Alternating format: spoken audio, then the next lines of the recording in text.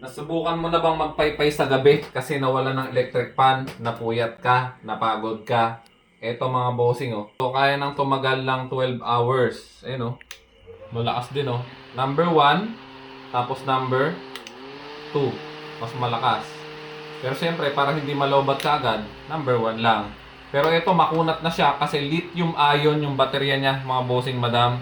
Ayun o, dalawa na ibili ko para siguradong hindi ako mabibitin. Meron na po siyang libreng kasamang charger.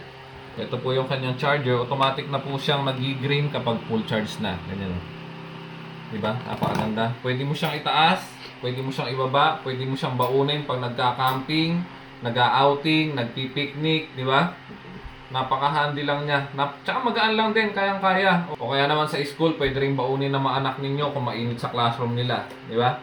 Kaya na nito maghapon.